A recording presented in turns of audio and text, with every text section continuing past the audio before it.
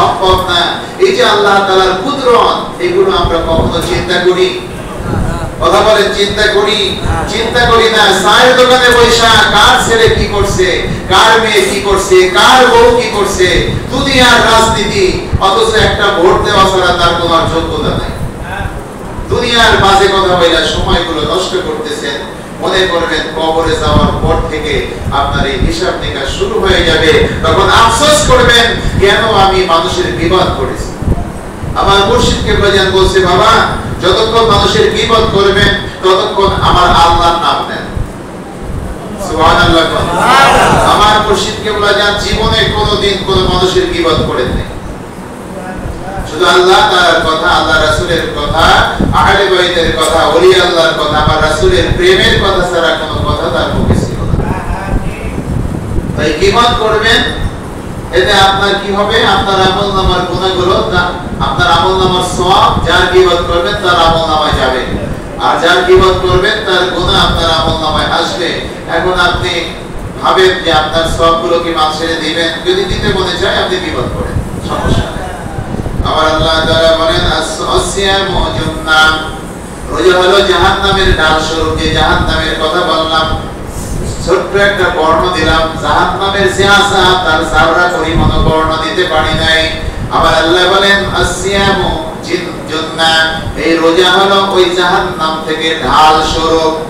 এটা আবার কেমন? ঢাল দিয়ে তো মানুষ যুদ্ধ করে না, আঘাত প্রতিহত করে। আবার আল্লাহ বলেন, এই যে রোজা হলো জাহান্নামের ঢাল, রোজা রেখে যদি তুমি আমার ইবাদত করো, আমার কাছে ক্ষমা চাও, আমি আল্লাহ তোমার গুনাহগুলো ক্ষমা করে দেব। আর গুনাহ যদি ক্ষমা হয়ে যায় জাহান্নামে ঢোকা লাগবে না। কথা বলেন, জাহান্নামে যাইতে হবে? এটাই তো ঢাল। ঢাল মানে যে হাতে নিয়ে যুদ্ধ করা লাগবে, এই ঢাল না। এটা হলো একটা কথার উদাহরণ। এটা কি উদাহরণ? আমার প্রিয় ভাইরা, আমার প্রিয় নবীজি বলতেছেন, মালা সাল্লাল্লাহু আলাইহি ওয়াসাল্লাম, লিকুল্লি শাইইন যাকাতু ওয়া যাকাতুল জাসাদি আস-সাওম, রাওয়াহু ইবনে মাজাহ। প্রত্যেকটা জিনিসের একটা যাকাত আছে, আছে না? আমরা টাকা পয়সার যাকাত দেই না? যাকাত দেই। আমার আল্লাহ বলেন, তোমার শরীরের যাকাত হলো রোজা। রোজার উপকারিতা যদি ওয়াজ করি 10 ঘন্টায় শেষ হবে না। সর্বশেষ কথাটা বলে রাখি, রোজা এমনই একটা, আমি চিকিৎসা বিজ্ঞান দিয়ে বলতেছি, গ্যাস্ট্রিক, শরীর ব্যথা, মাথায় ব্যথা, পেটে ব্যথা, খেসায় ব্যথা, ঘাড়ে ব্যথা, বুকে ব্যথা, কোমরে ব্যথা, ডায়াবেটিস, তারপর আর কি আছে? গ্যাস্ট্রিক আলসার এবং ক্যান্সার পর্যন্ত রোজা রাখলে ভালো হয়। সুবহানাল্লাহ। কিসে ভালো হয়? ওই রোজা রাখলে ভালো হয়। জাপানি একজন বিজ্ঞানী গবেষণা করলেন রোজা নিয়ে এবং চিকিৎসা নিয়ে। গবেষণা করতে করতে দেখলেন রোজা রাখলে ক্যান্সার পর্যন্ত ভালো হয়ে যায়। বলেন সুবহানাল্লাহ। আফ্রিকায় বেটার এই চিকিৎসা বিজ্ঞানের এই গবেষণা দেখে তাকে নোবেল পুরস্কার দিয়েছিলেন। রোজা রাখলে ক্যান্সার ভালো হয়। তা বলবেন যে হুজুর, রোজা রাখলে তো পেটে ব্যথাই ভালো হয় না, গ্যাস্ট্রিকের জ্বালায় রোজাই রাখতে পারি না। তার মানে হলো আপনি সুন্নতি খাবারে সুন্নাত আমল করেন না।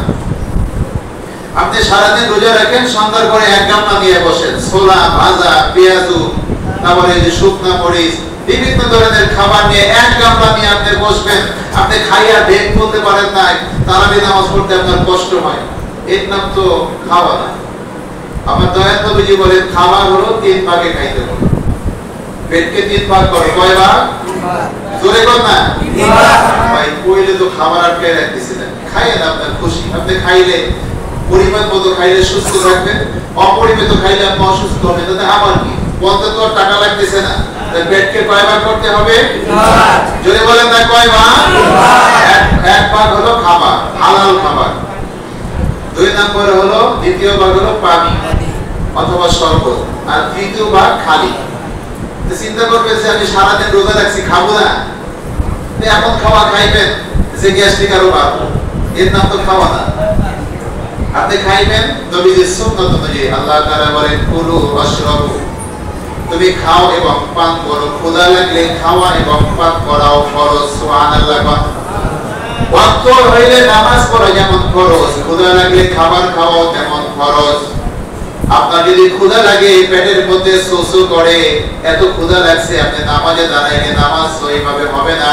আবার দয়াল নবীজি বলেন তোমার জামাতে নামাজ পড়ার দরকার নাই, যদি অতিরিক্ত ক্ষুধা লাগে আগে খাও, খাওয়া শেষ করে তারপর জামাতে দাঁড়াও।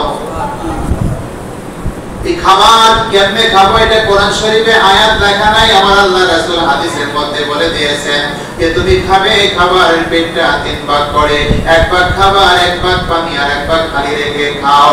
আমার আল্লাহ রব্বুল আলামিন তোমার শরীর সুস্থ রাখবেন, তোমার রোগ ভালো করবেন। এই পৃথিবীতে যত গ্যাস্ট্রিকের রোগী আছে, আমি একদিন বলেছিলাম 13,000 কোটি টাকার বেশি টাকা বিক্রি হয় শুধু গ্যাস্ট্রিকের ওষুধ।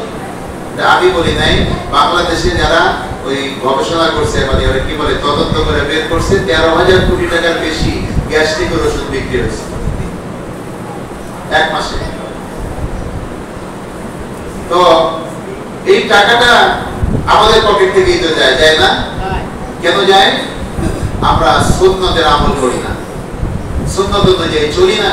আমাদের বিপদ আপদ যা ঝামেলা সবকিছু কমে যাবে, আপনি কোনো বিপদে পড়বেন না, আপনি অসুস্থ হবেন না। ছোটখাটো অসুস্থ এটা আল্লাহ দিবে পরীক্ষা করার জন্য, বড় ধরনের অসুখ আপনার হবে না যদি এখন থেকেও যদি আমার নবীজির সুন্নতের আমল করতে পারেন।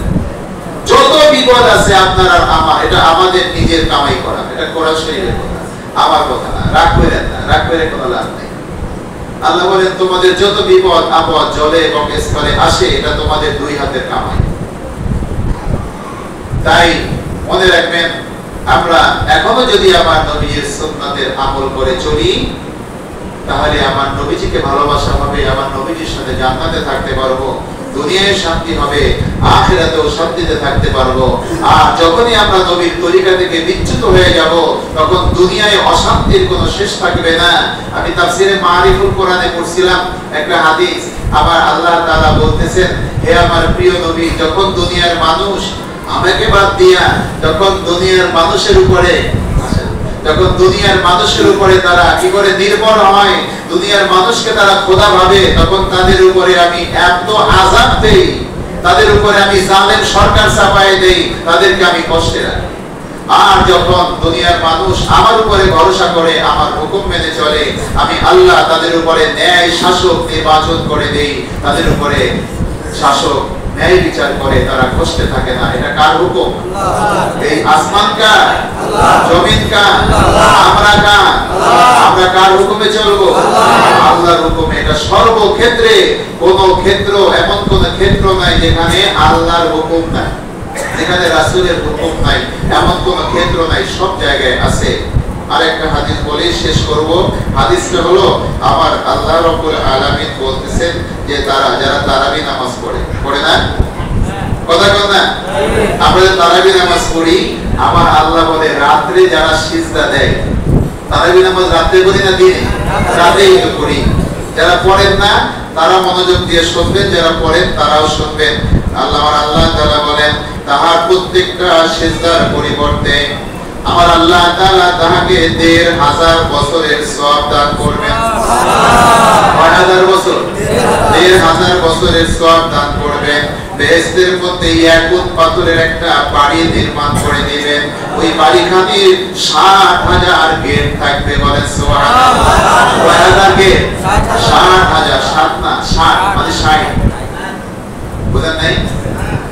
৬০,০০০ ফটক থাকবে, প্রত্যেকটা ফটকে লাল ইয়াকুত মণ্ডিত স্বর্ণের একটি প্রসাদ থাকবে। মানে প্রত্যেকটা গেটই আবার একটা বাড়ি থাকবে, প্রত্যেকটা ফটকে ইয়াকুত মণ্ডিত স্বর্ণের একটি প্রসাদ থাকবে।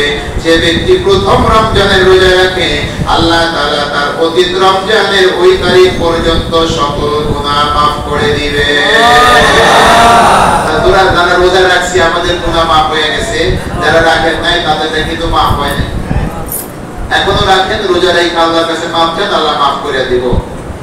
আমার প্রিয় ভাইরা, প্রত্যেকদিন ভোর হইতে সন্ধ্যা পর্যন্ত ৭০,০০০ ফেরেশতা রোজাদারদের জন্য ইস্তিগফার করতে থাকে, এবং রোজাদারের প্রত্যেকটা সিজদা সিজদার কারণে বেহেশতের মধ্যে এমন একটা ছায়াদার গাছ সৃষ্টি করে দেন যে উহার ছায়ায় ঘোর সবচেয়ে সর্বোচ্চ তেজস্বী ঘোড়া 700 বছর পর্যন্ত দৌড়াইতে পারে।